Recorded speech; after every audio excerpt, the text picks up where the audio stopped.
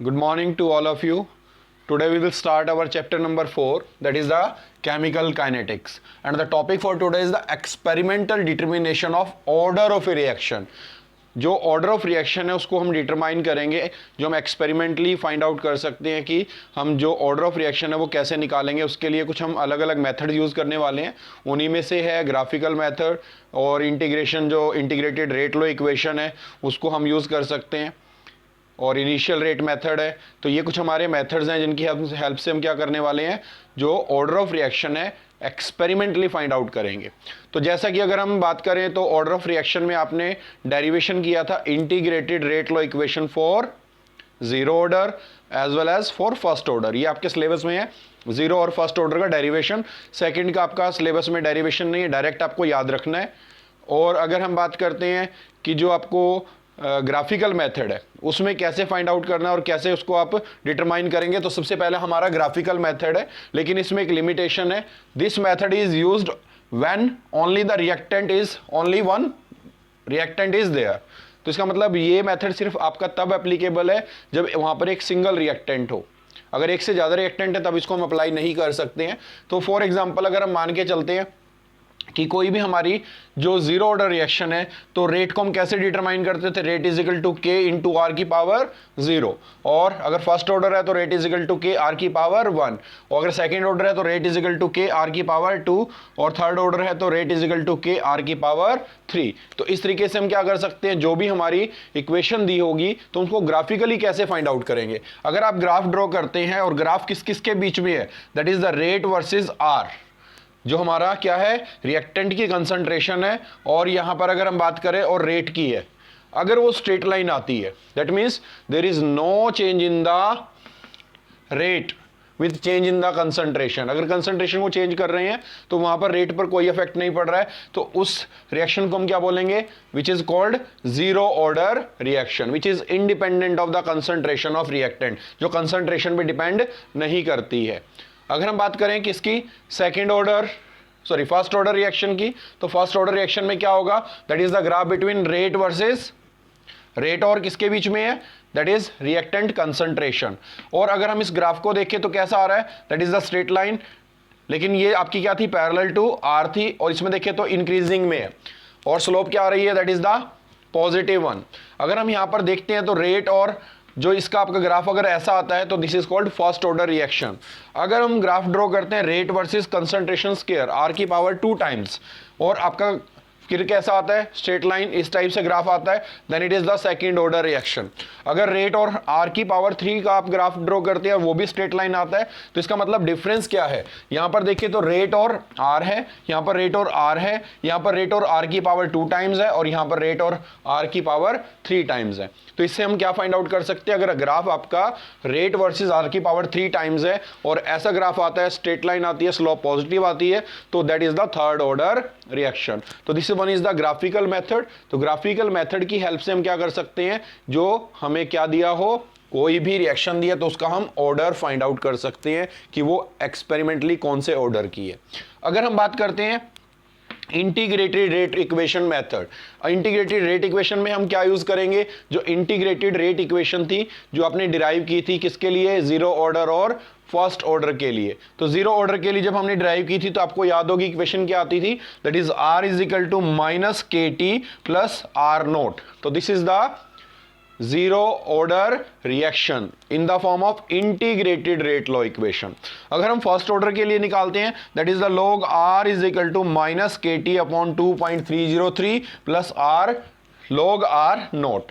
तो this is the आपकी कौन सी है, ये फर्स्ट ऑर्डर के लिए इंटीग्रेटेड रेट लॉ इक्वेशन है। अगर हम सेकंड ऑर्डर के लिए निकालते हैं तो डिराइव करेंगे तो क्या आएगी, that is 1 by R is equal to K T plus 1 by R naught. इसको आप डायरेक्ट याद रख लेंगे, जैसे ये है इसको रिवर्स कर दिया, इसको भी रिवर्स कर दिया, और यहाँ पर जो साइन नेगेटिव है वो पॉजिटिव, तो इसको आप डायरेक्टली लर्न करेंगे। इसका डेरिवेशन आपके सिलेबस में नहीं है, सिलेबस में सिर्फ आपका जो डेरिवेशन है that is the integrated rate law equation for zero order और फर्स्ट ऑर्डर। तो इन्हीं पर बेस्ड आपके क्वेश्चन पूछे जाएंगे आपसे, और जब भी डेरिवेशन आएगा तो जीरो और फर्स्ट ऑर्डर का आएगा। अगर हम बात करते हैं इसके ग्राफ की, तो ग्राफ आपको याद है, ग्राफ मैंने बताया था अलग अलग तरीके से हम एक्सप्रेस कर सकते हैं, लेकिन यहां पर जो ग्राफ है अगर हम जीरो ऑर्डर में चेक करें तो आर वर्सेस टी ग्राफ, तो स्लोप किधर है, अगर हम देखें तो डाउनवर्ड। तो कैसे कंपेयर किया था, याद होगा आपको, इसको हमने कंपेयर किया था लाइन की इक्वेशन से। This is Y, this is M, this is X and this is C. तो y इज इक्वल टू, अगर हम बात करें तो y कहां पर आ गया, यहां पर, और x आ गया आपका यहां पर, और स्लोप ये वाली देखेंगे तो क्या है, दैट इज द नेगेटिव। तो नेगेटिव का मतलब डाउनवर्ड आएगी, तो नीचे की तरफ आपकी स्लोप आ रही है, और यहां पर देखें तो दैट इज माइनस के। तो स्लोप कितनी है, माइनस के। अगर आपका ग्राफ ऐसा बनता है, इस टाइप से बनता है, और हम क्या यूज कर रहे हैं, इंटीग्रेटेड रेट इक्वेशन मेथड। तो इंटीग्रेटेड रेट इक्वेशन मेथड में अगर कोई ग्राफ ऐसा बनता है और किस किस के बीच में है, आर वर्सेस टी है, then it is zero order reaction. तो इससे हम ऑर्डर फाइंड आउट कर रहे हैं एक्सपेरिमेंटली। अगर हम ग्राफ ड्रॉ करते हैं log are versus T, log r versus t, तो दिस इज y, तो यहां पर इस एक्सिस पे आएगा। और अगर हम इसको देखें तो minus k upon 2.303 that is m, और t क्या है यहां पर x, और यहां पर इंटरसेप्ट देखें c कितना है, that is log r note. तो इसका मतलब यहां से यहां की जो डिस्टेंस है that is log r note. तो ये यहां से यहां का डिस्टेंस क्या हो गया, log r note which is the intercept. अब स्लोप क्या है, नेगेटिव है, नेगेटिव है तो कहां जाएगी, डाउनवर्ड, लेकिन स्लोप है कितनी, दैट इज माइनस के अपॉन 2.303। तो दिस इज द स्लोप। अगर हम ग्राफ ड्रॉ करते हैं किस किस के बीच में, 1/r वर्सेस t, तो यहां पर 1/r क्या हो गया, that is on y axis. Slope क्या है, दैट इज k, जो अब की बार क्या है, पॉजिटिव है, और इंटरसेप्ट कितना है, दैट इज 1/r नोट। तो ग्राफ किस किस के बीच में बनेगा, t वर्सेस 1/r, तो 1/r वर्सेस t ग्राफ हम ड्रॉ करते हैं। तो अब की बार स्लोप ऊपर की तरफ जाएगी, क्यों, क्योंकि स्लोप क्या है, पॉजिटिव, और इंटरसेप्ट कितना, यहां से यहां का distance, that is 1/r note. और अगर ग्राफ ऐसा आता है तो ये क्या बताएगा, this is the second order reaction. अगर ग्राफ ऐसा आता है तो that is the first order reaction. तो आपको ग्राफ जो है वो लर्न होनी चाहिए, ग्राफ का आपको पता चल जाएगा देखते ही कि that one is the zero order reaction, that one is the first order और सेकंड। नोट डाउन करेंगे इसको। And next one is the initial rate method. जो थर्ड है आपका वो क्या है, इनिशियल रेट मेथड। जैसे कि नाम से पता चल रहा है, जो हमारा रेट होगा वो इनिशियली हम किस पे डिपेंड करेंगे।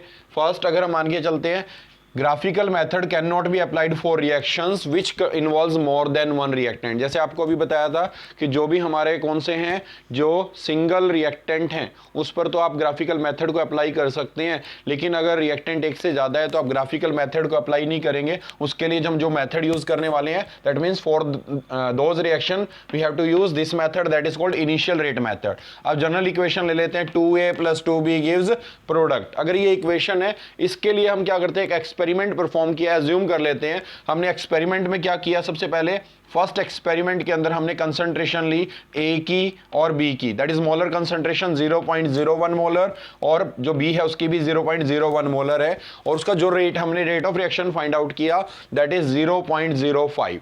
तो जो रेट ऑफ रिएक्शन है दैट इज 0.05। अब हमने क्या किया कि इसमें जो आपको ध्यान रखना है, सबसे पहले अगर हम मान के चलते हैं हम A की कंसंट्रेशन को चेंज करेंगे और उसकी रिस्पेक्ट में रेट ऑफ रिएक्शन पर क्या इफेक्ट पड़ेगा।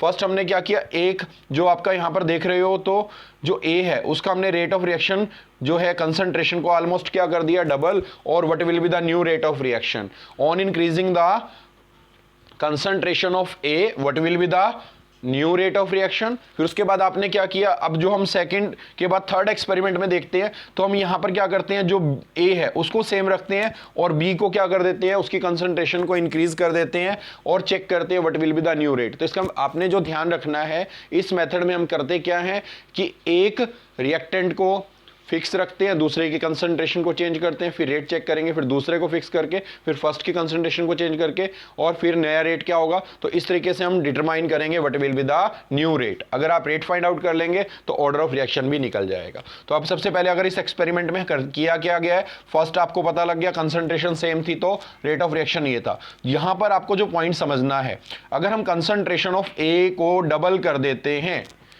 तो रेट ऑफ रिएक्शन कितने टाइम इंक्रीज हुआ, पहले 5 था, अब कितना हो गया 20।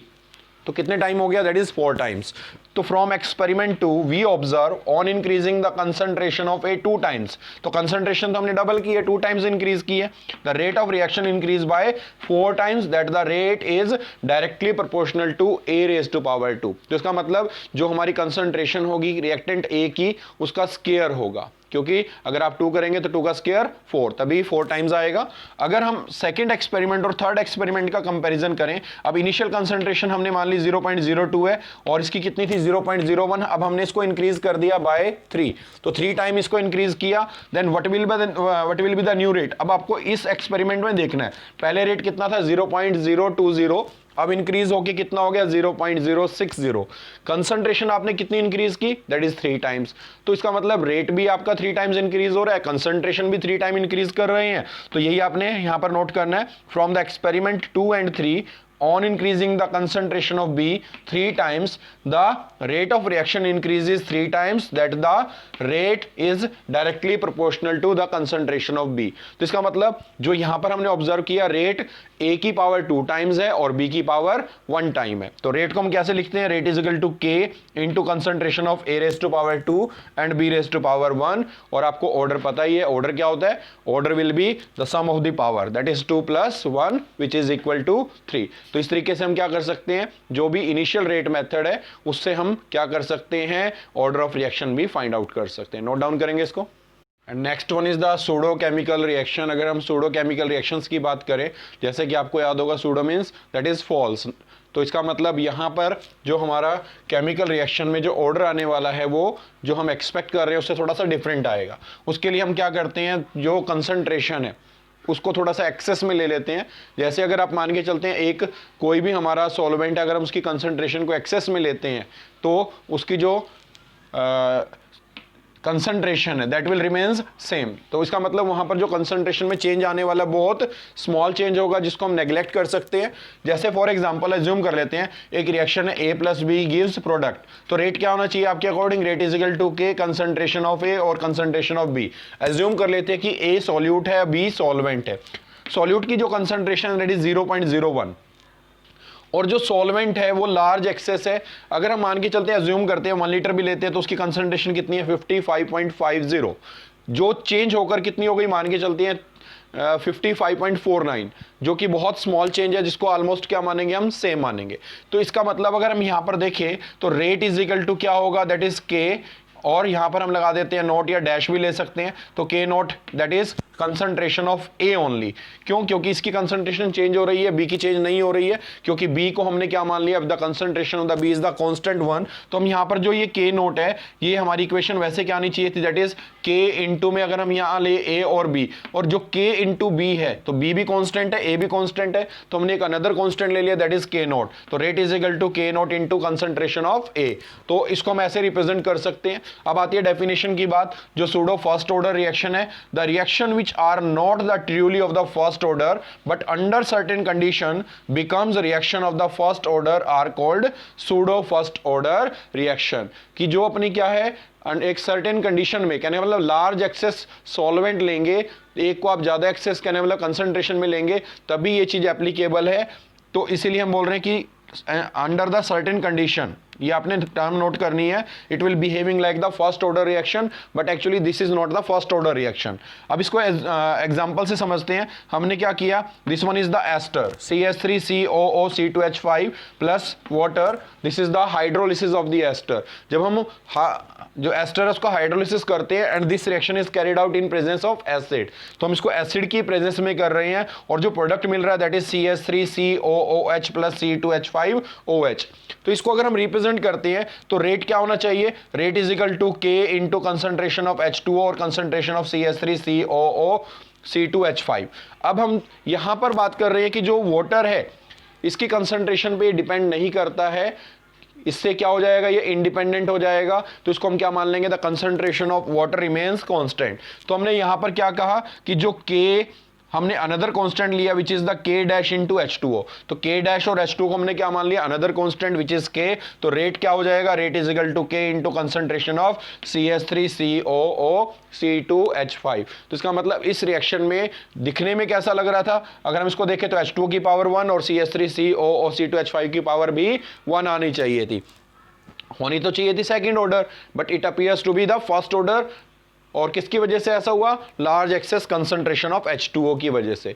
यहां पर एक इंपॉर्टेंट क्वेश्चन है जो आपको नोट डाउन करना है, समझना है ध्यान से। सबसे पहले इसमें जो क्वेश्चन आता है इस पर बेस्ड एक क्वेश्चन है जो आपको नोट डाउन करना है।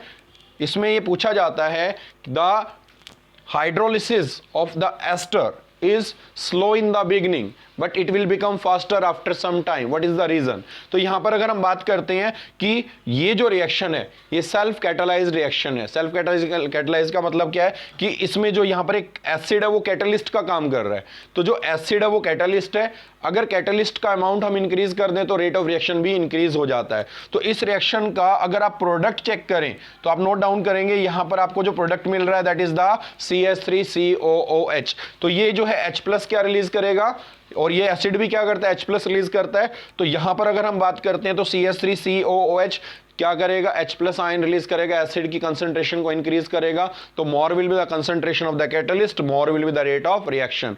जब स्टार्टिंग में लेते हैं तो थोड़ा सा एसिड था, लेकिन बाद में एसिड इंक्रीज होना शुरू हो गया क्योंकि जो प्रोडक्ट है उसके अंदर भी एसिड है। और यही रीजन है कि this one is slow in the beginning but it will become faster after some time. तो इंपॉर्टेंट क्वेश्चन है, नोट डाउन करेंगे।